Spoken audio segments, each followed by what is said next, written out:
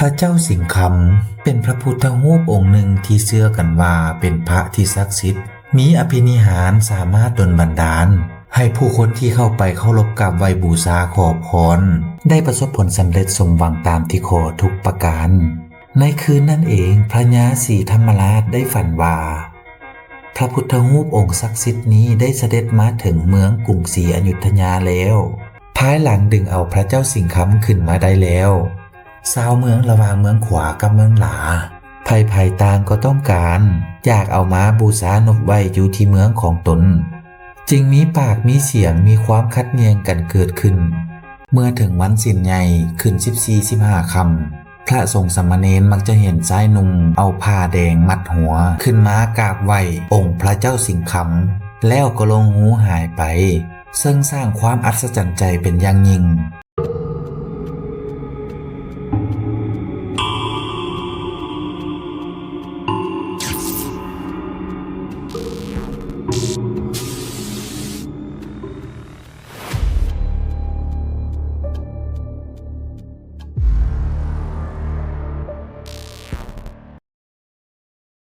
ประวัติความเป็นมาของพระเจ้าสิงห์คำเมืองหลาแขวงอุดมไซ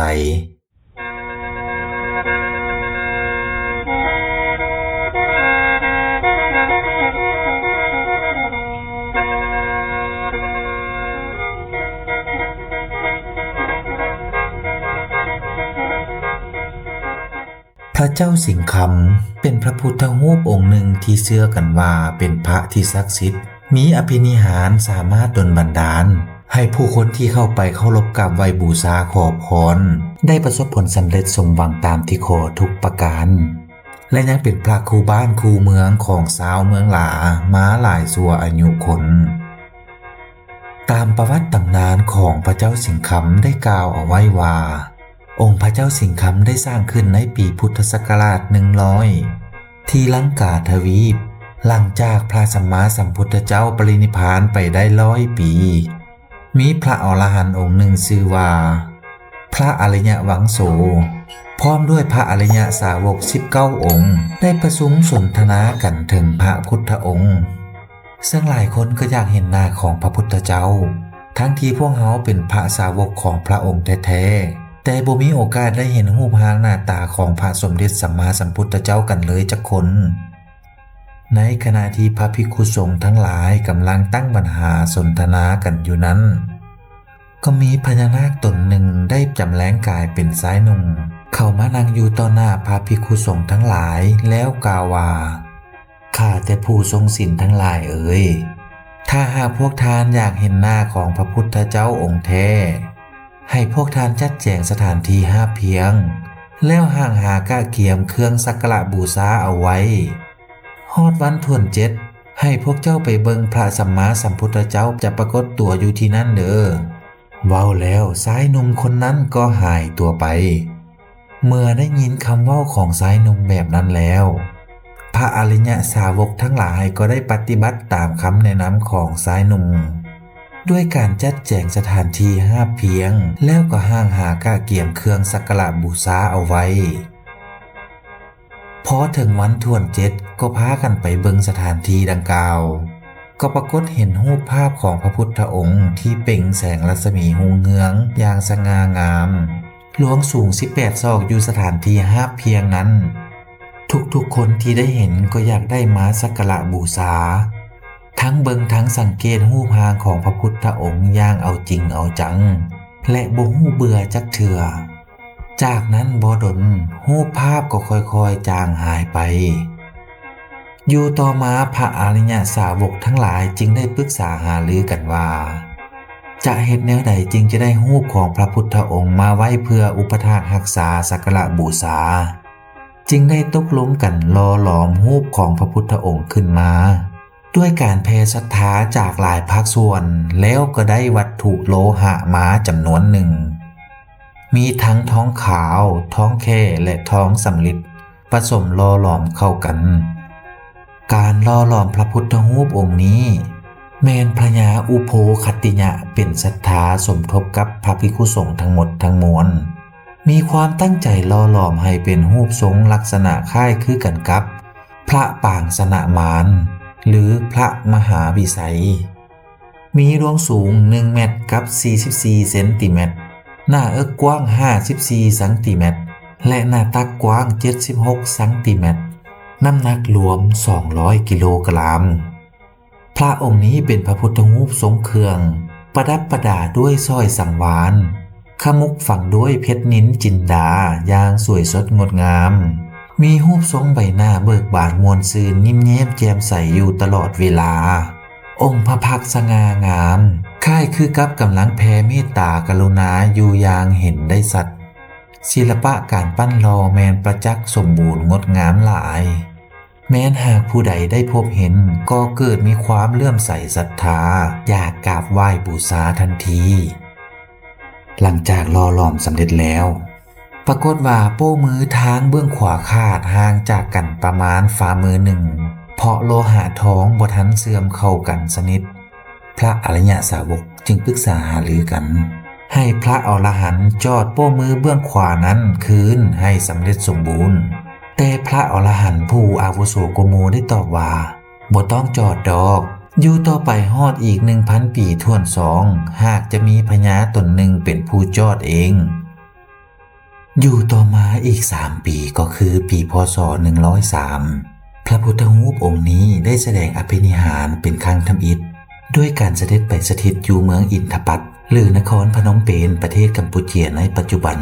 อีก1 ปีต่อมาจึงได้เสด็จกลับคืนสู่ลังกาทวีปคือเก่าชาวเมืองเห็นพระองค์นี้มีฤทธิ์เดชอภินิหารอันแห่งกล้าแบบนั้นจึงพร้อมกันห่างหากะเกียมเฉลิมฉลองกันอย่างยิ่งใหญ่และได้พากันหาเลิกงามยามดีตั้งชื่อเสียงให้ด้วยการเอาหมอโหรมาทำนายทายทักเมื่อหมอโหรได้ทำนายแล้วจึงได้ตั้งชื่อให้ว่าสีหิงคะพุทโธหรือสุติญะแทรกคำหรือสิงคำก็ได้ดังนั้นผู้คนทั้งหลายจึงได้เอิ้นกันว่าพระเจ้าสิงคำจนถึงปัจจุบันหมอโหรยังทำนายอีกว่าพระองค์นี้จะได้ประสถิตอยู่อาซีอาคเนย์ถึงจอมภูสูงแห่งหนึ่งชื่อว่าภูเขาควายจนชั่วกาลนานแท้แล้ว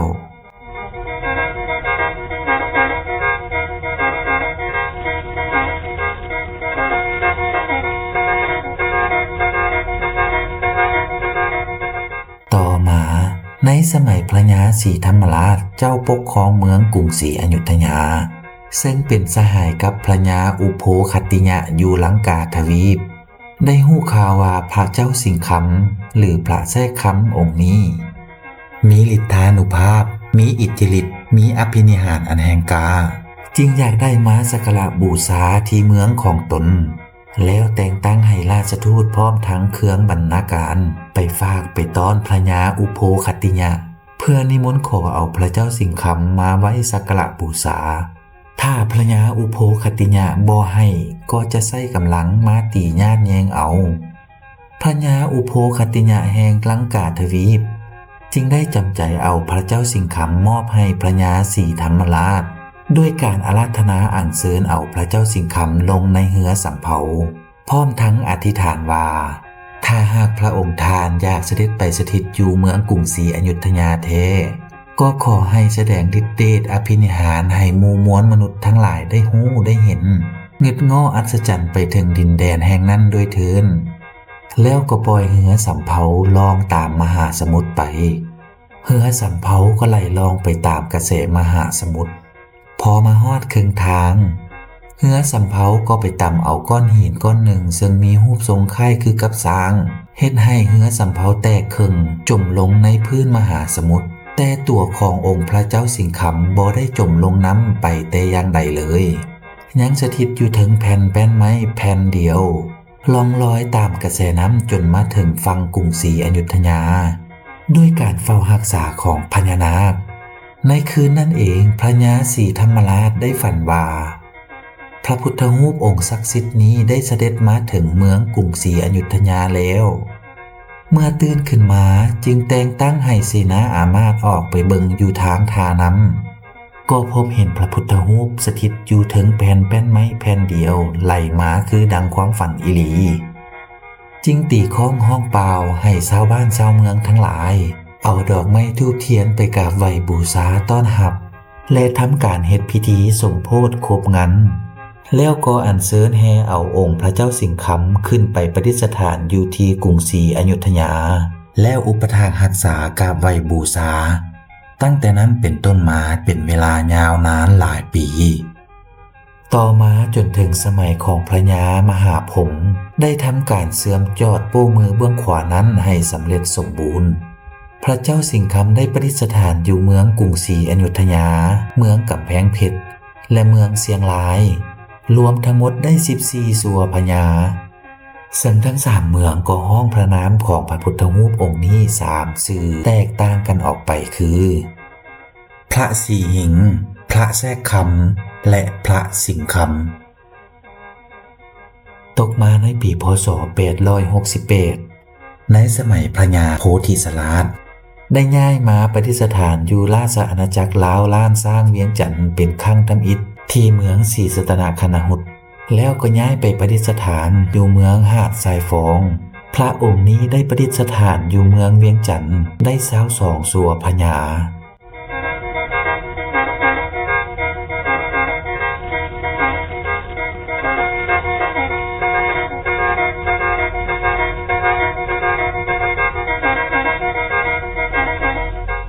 อยู่ต่อมาในศตวรรษที่14ก็คือปีพ.ศ. 1896หรือระหว่างปีค.ศ. 1353 หา 1355 สมัยพระยาฟ้างุ่มท่อนโหมแผ่นดินอาณาจักรลาวล้านสร้างสำเร็จแล้วเพิ่นได้สืบต่อก่อสร้างขยายศาสนาพุทธให้เป็นวงกว้างและเพื่อให้ไพฟ้าราษฎรได้นับถือกันอย่างทั่วถึง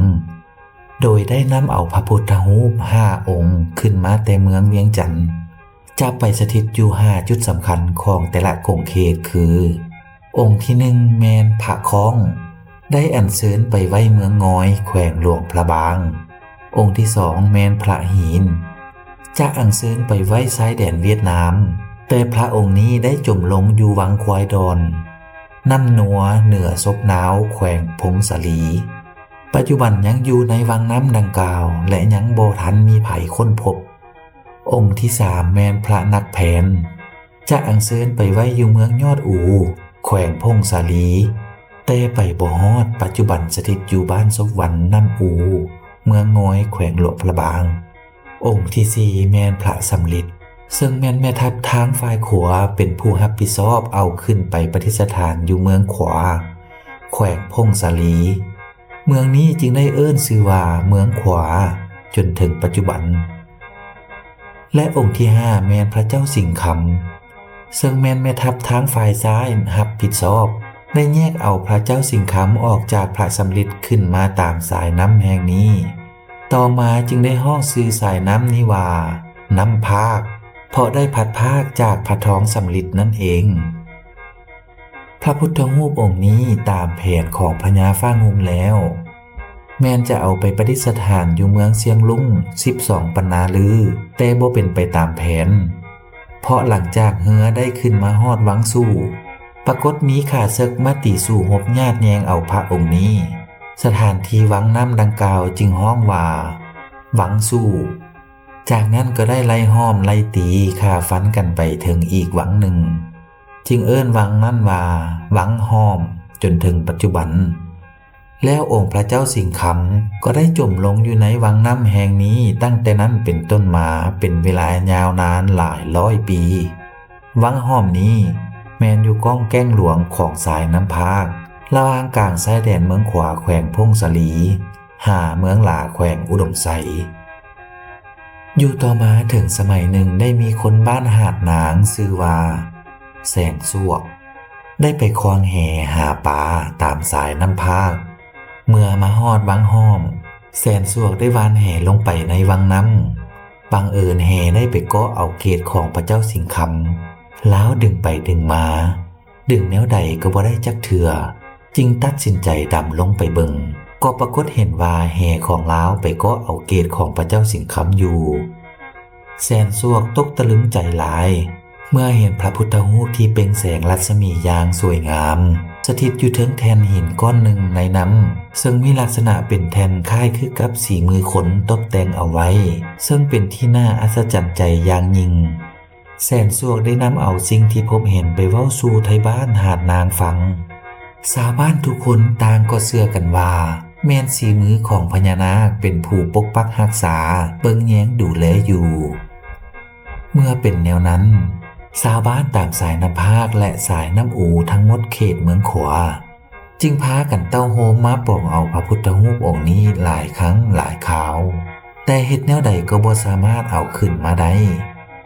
ทางเมืองขวาจึงแจ้งมาหาสาวเมืองหลาทราบเมื่อทางเมืองหลาได้ฮู้ข่าวแนวนั้น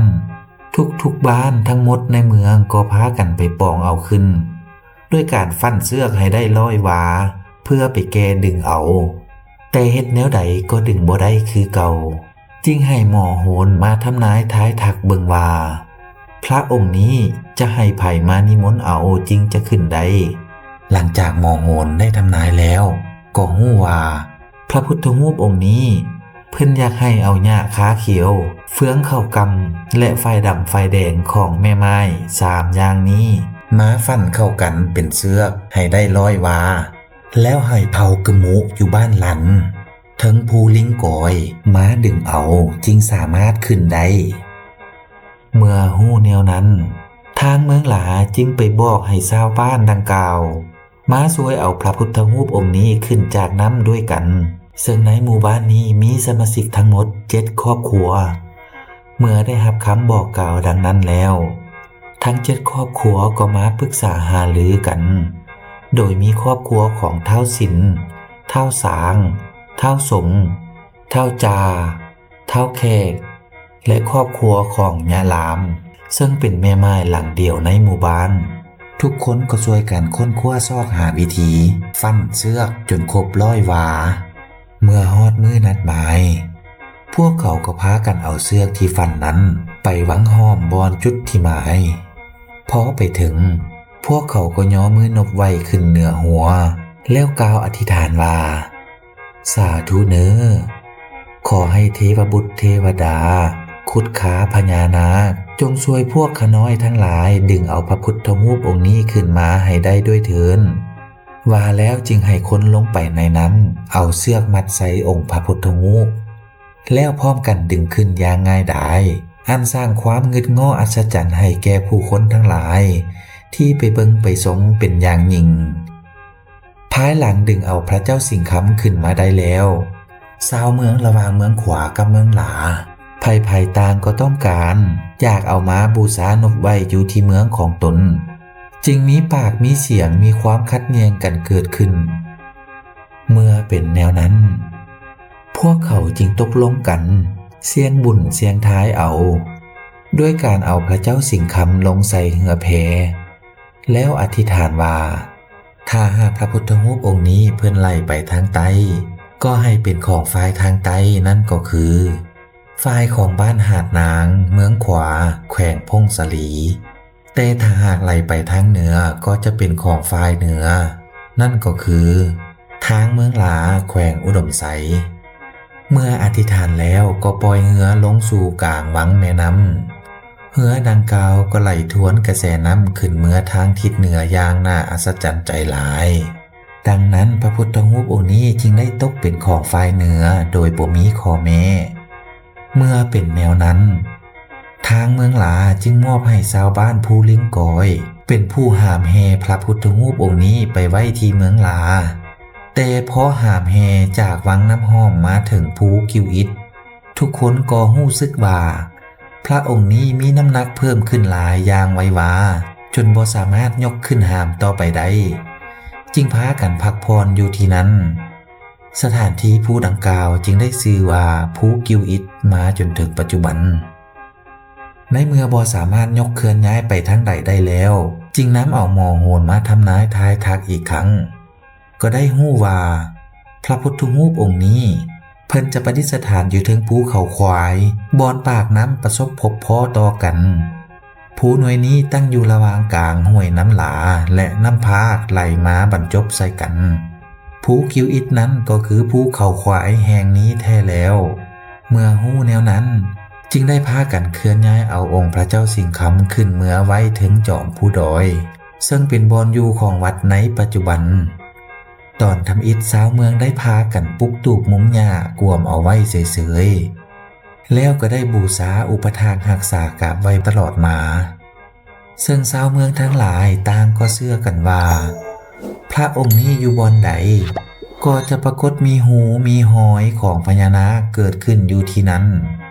ตามการบอกเล่าของผู้เฒ่าผู้แก่ได้เล่าว่าในแต่ก่อนบางครั้งฮ้อนยามวันสิ้นใหญ่เดือนดับหรือเดือนเพ็งพระเจ้าสิงคำองค์นี้มักจะหนีหายไปสถิตอยู่ในถ้ำถึงจอมภูลิงกอยซึ่งเป็นบ้านของชาวบ้านลันผู้ที่ไปดึงเอาพระองค์ขึ้นมาจากวังน้ำนั่นเองอยู่ในถ้ำมีน้ำออกหูเป็นวังใหญ่ไหลลอดผ่านถ้ำออกมาอยู่หลายจุดเอิ้นว่าห้วยน้ำเลหูน้ำดังกล่าวมีความกว้าง5 เมตรลึกประมาณ200 กว่าเมตรแต่เข้าไปสำรวจเบิ่งเท่าใดก็บ่สุดจักเทื่อชาวบ้านเชื่อกันว่าเป็นห้องห้อยหรือหูของพญานาคที่ขึ้นมากราบไหว้บูชาพระพุทธรูปแทรกคำองค์นี้และในถ้ำก็ปรากฏมีแท่นผาหินคล้ายคือกับองค์พระเจ้าเหมือนดังสี่มือของมนุษย์ได้แกะสลักเอาไว้และก็ยังมีหูของพญานาคเกิดขึ้นในจอมภูเขาควายบอนที่วัดอยู่ในปัจจุบันเช่นเดียวกันผู้เฒ่าผู้แก่หลายคนได้เล่าว่าเมื่อถึงวันสิ้นใหญ่ขึ้น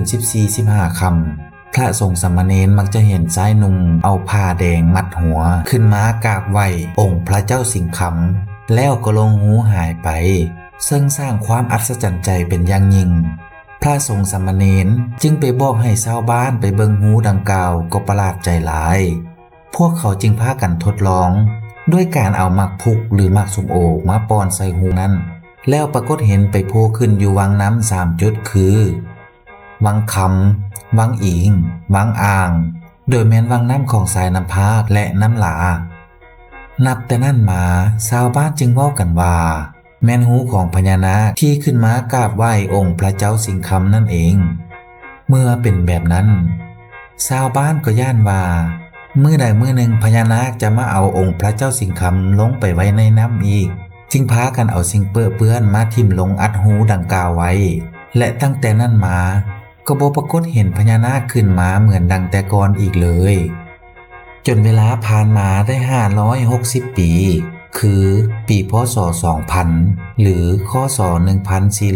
1457ชาวบ้านจึงได้สร้างอารามแบบศิลปะของเผ่ากะมุขึ้นและได้ก่ออุโมงค์กวมหูของพญานาคเอาไว้ในใจกลางของอารามแล้วเอาองค์พระเจ้าสิงคำสถิตไว้ในอุโมงค์นั้นเป็นต้นมาโดยแม่นนายสร้างหอเป็นผู้สร้างแต่บ่ทันสำเร็จสมบูรณ์จนมาถึงปีพ.ศ. 2543หรือค.ศ. 1930ได้มีสถุจำปาเป็นคนบ้านดอนล้อมมาจำพรรษาและได้นำพาพระสงฆ์สามเณรออกตนญาติโยมทั้งหลายสืบต่อก่อสร้างด้วยการก่อฝาแบบเผากะมุขึ้นสำเร็จไปครึ่งหนึ่งต่อมาสถุอ้วนคนบ้านหาดนางได้สืบต่อเฮ็ดฝาใส่ปองเยี่ยมจนสำเร็จสมบูรณ์เหมือนดังที่พวกเราเห็นในปัจจุบันอยู่ต่อมาในปีค.ศ. 1979ขณะจะตั้งแขวงจึงได้ให้ชาวบ้านลันที่อยู่เทิงภูลิงกอยได้ย้ายลงจากบริเวณถ้ำมาอยู่แคมป์ทางรถและได้เปลี่ยนชื่อมาเป็นบ้านสามัคคีไสหรือบ้านหลัก15ชาวบ้านดังกล่าวซึ่งเป็นเผ่ากึมมุแม้นได้นับถือศาสนาพุทธจนถึงปัจจุบันนี้ชาวเมืองหลาก็คือชาวแขวงอุดมไซและประชาชนตามล่องน้ำภาคหรือน้ำอูต่างก็พากันเคารพกราบไหว้บูชานับถือเป็นพระพุทธรูปองค์ศักดิ์สิทธิ์ที่สุดและเป็นที่พึ่งทางใจมาตลอดหลายชั่วอายุคนซึ่งถ้าหากนับอายุของพระเจ้าสิงคำไล่เฉลี่ยตั้งแต่วันสร้างตั้งขึ้นจนถึงปัจจุบันรวมแล้วอาจได้ประมาณ 1,000 กว่าปีที่ผ่านมาพระพุทธรูปองค์นี้เพิ่นเคยแสดงฤทธานุภาพอภินิหารขึ้นมาแล้วหลายครั้งหลายคราวนั่นก็คือ 1. ตอนเสียงท้ายว่าเพิ่นจะไปอยู่ทางเหนือหรือทางใต้เหือก็ไหลขึ้นทางเหนือทั้งที่บ่มีคนพาย อันนี้ก็น่าอัศจรรย์อึ้งทึ่งอยู่แล้ว 2. พอห่ามจากวังหอมมาฮอดภูเขาควายบอนที่วัดอยู่ในปัจจุบันน้ำหนักก็เพิ่มขึ้นอย่างไววาจนบ่สามารถยกหามไปต่อได้อันนี้ก็น่าอัศจรรย์ใจอีก 3. ตอนสมัยพระเจ้าอุ่นคำขึ้นครองราชสมบัติพวกหอบพวกเจืองก็มาปุ้นมาเจาะเอามักหัวใจของเพิ่นไปแต่ก็เกิดมีฟ้าห้องฟ้าผ่าพายุพัดเอาต้นไม้ทับพวกหอบพวกเจืองตายไปจนหมดอันนี้ก็เป็นสิ่งที่น่าอัศจรรย์ใจอีกแล้ว 4. ในปางสงครามปฏิวัติเมืองหลาถูกยนต์ยิงใส่วัดพระเจ้าสิงห์คำเพราะวัดนี้เป็นค่ายของพวกทหารมาอาศัยลี้พักเซาอยู่แต่ก็บ่มีลูกปืนลูกระเบิดยิงมาถึกวัดแห่งนี้จักลูกเลยทั้งที่เป้าหมายแม่นยิงมาใส่วัดโดยตรง 5. ฮอดยามเดือนดับเดือนเพ็งหรือวันสิ้นใหญ่ตอนกลางคืนก็มักจะหายไปแต่จะเสด็จกลับคืนมาด้วยตนเองในตอนรุ่งเช้าและ 6. สิ่งที่ชาวเมืองเชื่อถืออย่างสุดหัวใจนั่นก็คือการบะการบนขอองค์พระเจ้าสิงห์คำช่วยหนุนนำค้ำจุนบ่ว่าจะเจ็บเป็นเห็นไข้ได้พยาธิหรือมีสิ่งอัตคัดขัดสนในชีวิตบ่มีทางจะแก้ไขก็มาเขียนการบะการบนขออธิษฐานให้เพิ่นช่วยค้ำสู่เพิ่นก็ดลบันดาลช่วยหนุนนำค้ำจูนให้ได้ดีมีผลสำเร็จเป็นที่สุขสมหวังกันทุกทั่วหน้าหรือว่าจะมาบะมาขอให้มีโชคมีลาภและอื่นๆก็ได้เช่นเดียวกันฉะนั้นพระเจ้าสิงห์คำจึงเป็นที่น่าเชื่อถือเคารพสักการะบูชากราบไหว้ของคนทั้งหลายจนถึงปัจจุบันนี้ถ้าหากท่านใดอยากไปบะไปบนกราบไหว้บูชาหรืออยากไปเที่ยวชมก็สามารถไปได้ที่วัดพระเจ้าสิงห์คำตั้งอยู่บ้านเวียงคำเมืองหลาแขวงอุดมไซห่างจากเทศบาลแขวง28 กิโลเมตรขี่รถขึ้นไปตามทางเลขที่2อีหรือทางผ่านไปแขวงพงศาลีนั่นเองภายในวัดก็จะมีผู้เฒ่าผู้แก่หรืออาจารย์วัดเพิ่นจะมีหน้าที่คอยให้คำแนะนำอยู่ตอนเช้ากับตอนสายตามโมงและเวลาที่เพิ่นกำหนดในการเข้าเยี่ยมชมพระเจ้าสิงห์คำก็ควรนุ่งถือให้สุภาพเรียบร้อยและทำตามระเบียบที่เพิ่นวางเอาไว้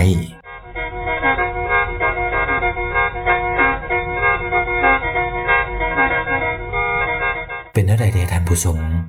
ถ้าหากเรื่องราวที่เฮาได้เล่ามาผิดพลาดประการใดก็ขออภัยมาณที่นี้ด้วยหรือถ้าหากท่านมักเรื่องราวดีๆแบบนี้ก็กดไลค์กดปุ่มติดตามเพื่อเป็นกำลังใจให้ทีมงานของพวกเฮาเด้อแล้วพบกันใหม่ในเรื่องต่อไปสบายดี